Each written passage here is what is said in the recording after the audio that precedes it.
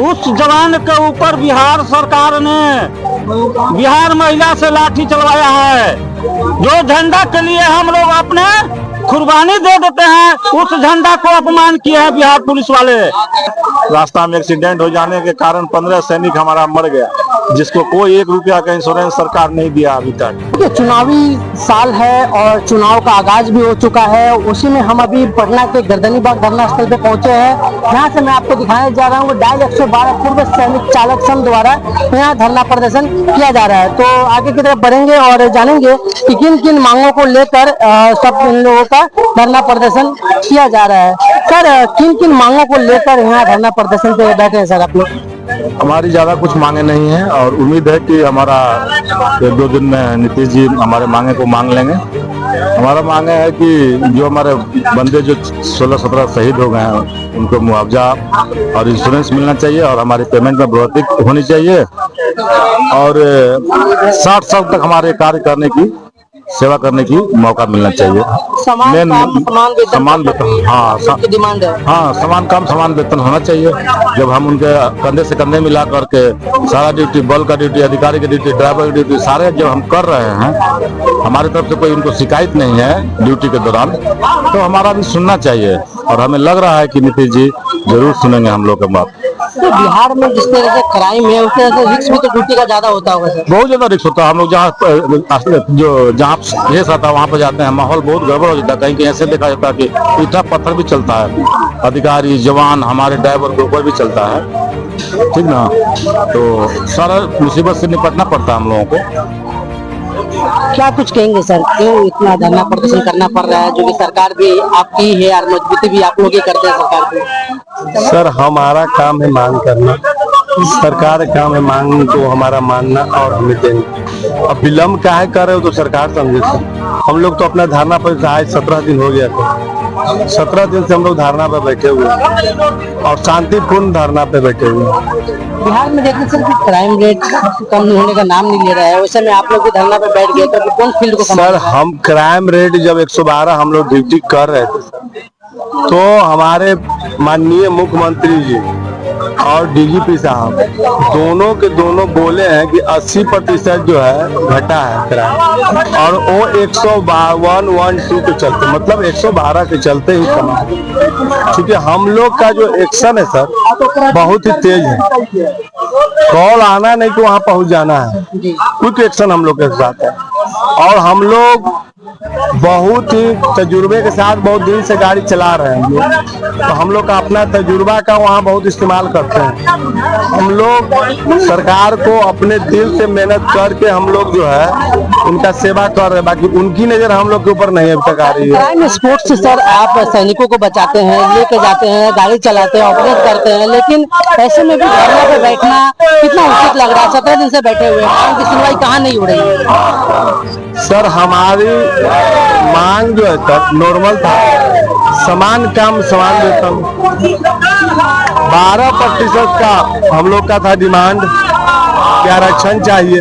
आरक्षण नहीं है सर, ये आरक्षण इसको हम लोग नाम दे दिए, आरक्षण इसको नहीं कहेंगे।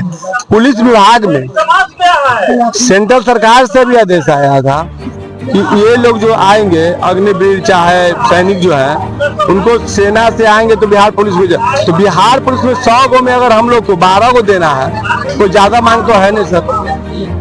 तो चलते हैं आगे तक बढ़ते हैं और क्या कुछ मांगे हैं, मांगे को लेकर ही बात करते हैं। देखिए हमारे साथ 112 के जो पूर्व चालक है सभी के सभी पीछे बैठे हुए हैं, बात करते हैं एक एक करके। सभी मांगे हैं सर, क्यों कैसे धरना पर? मांग तो सर हम लोग तो 2 तारीख से ही धरना पर है सर। हम लोग के कोई सुनने नहीं समझने वाला है, नहीं दुख बूझने वाला है। फौजी आदमी को, एक सर्विसमैन को कोई भी सुनने वाला नहीं है।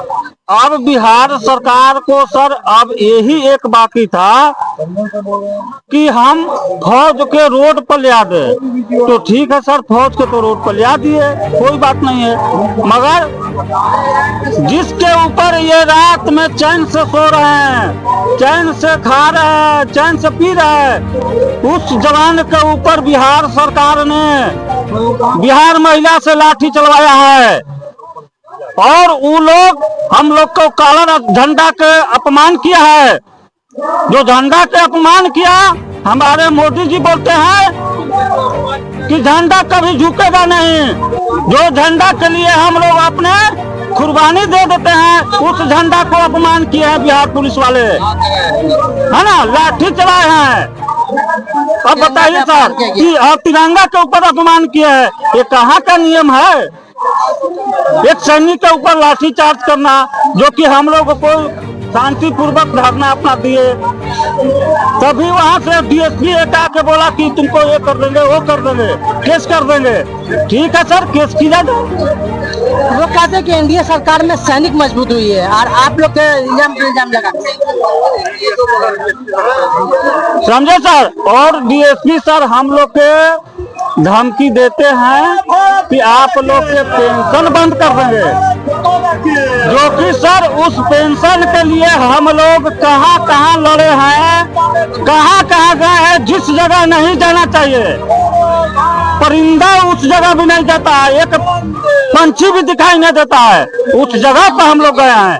मगर एक डीएसपी का क्या औकात है सर, बताइए। ये धमकी देना इंडियन आर्मी का एकदम प्रजातंत्र का राज आ गया है कि किसी को कितनी शर्म की बात है। आम जो जनता सैनिक, तो हम लोग है नहीं, जी। आम जनता तो है नहीं सर। बिल्कुल आप रक्षा कैसे, हमारे देश के रक्षा कैसे, शांतिपूर्वक जब हम लोग के सर ये नहीं देना था और कोई बहाना है, तो हम लोग के सर 112 में फंसा कर क्यों अपमान किया गया, क्यों सैनिक को बेइज्जत किया गया, क्यों 16 आदमी को, हमारे भाई को मारा गया, ड्यूटी के दौरान मरे हुए हैं आने जाने में सर, उसका कौन जिम्मेवार होता है सर?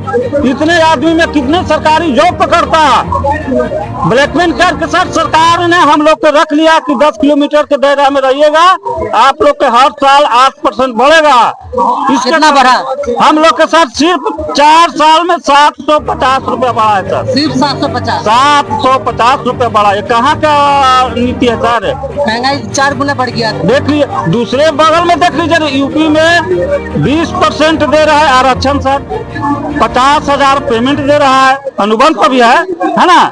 और पुलिस में उनका एक टीम बना दिया है, एक बटालियन बना हुआ है, जो कि बिहार में बीएमपी 16 साल वो भी खा गया है आदमी। ये तो बिहार का दासा हो गया है सर। अब क्या कहा जाए, एक सैनिक क्या कहेगा बताइए? बिहार में बाहर है नीतीश का सरकार है और सैनिक परेशान है। सैनिक परेशान है, कहते हैं कि आप सेवा कीजिए, हम सेवा करेंगे, हमारा कौन सेवा करेगा भाई?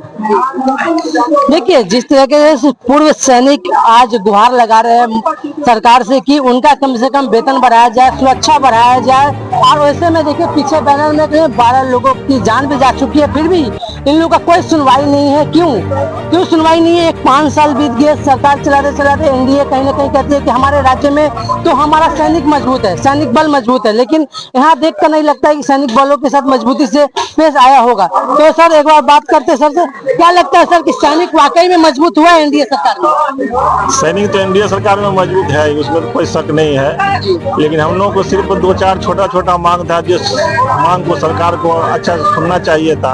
हम लोग 2 तारीख से यहाँ धरना दे रहे हैं, लेकिन उस धरना पर जो है कोई कार्रवाई नहीं हुआ। गर्दनी बाग में हम लोग 2 तारीख से 10 तारीख 12 तारीख तक जो है हम शांतिपूर्वक धरना दिए, लेकिन कोई सुनवाई नहीं हुआ।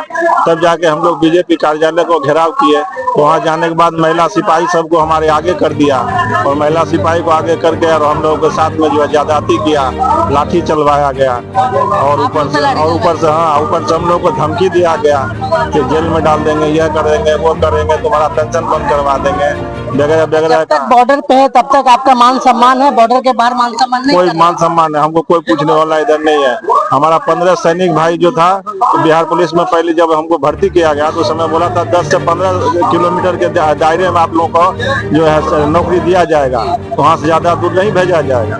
और उसके बाद जब भर्ती हो गए तो उसके बाद हम लोग को 100 किलोमीटर 150 किलोमीटर यहाँ से दूर भेजा जा रहा, जिसके कारण घर से आने जाने में, ड्यूटी जाने आने में रास्ता में एक्सीडेंट हो जाने के कारण 15 सैनिक हमारा मर गया।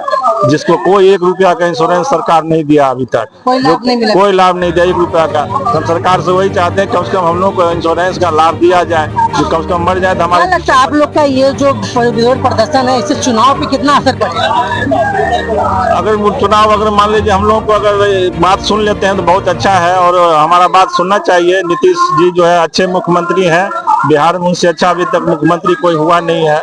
और हम चाहते हैं कि हमारा छोटा मोटा जो सुनवाई है उनको मान लिया जाए। हमारा 5 मांग है। अच्छे मुख्यमंत्री है, सुनवाई होना चाहिए, फिर भी आप लोग 12 दिन से 15 दिन से बैठे हुए हैं। आशा लगा शायद हमको लगता है कि हमारा जो है वहाँ तक पहुँच नहीं जा रहा, हमारा आवाज जो है वहाँ तक नहीं जा रहा है। मुख्यमंत्री के आवाज तक या उनके मतलब टेबल तक समझिए, या उनको कानों तक पहुँच नहीं रहा हमारा आवाज। उसके लिए हम प्रयास जारी करें। तो नहीं कि सरकार कान में तेल डाल के सो रही है आपकी बात वो हो, लेकिन हमारी आवाज वहाँ तक नहीं पहुँच पा रही है। जिस दिन सुन जाएंगे, हमारा आवाज उनके कान तक पहुँच जाएगा तो शायद हमारी मांगे को स्वीकार कर लेंगे। लेकिन हमारे मुख्यमंत्री के पास जो है हमारी आवाजें को पहुँच नहीं पा रही है, इस वजह से हम लोग परेशान ज्यादा है। जिस दिन मेरा आवाज उनके पास तक पहुँच जाएगा तो शायद हमारा छोटा मोटा मांग है, कोई बड़ी मांग है नहीं, तो वो हमारी मांग को मांग लेंगे, तो हमको पूरा विश्वास है। देखिए।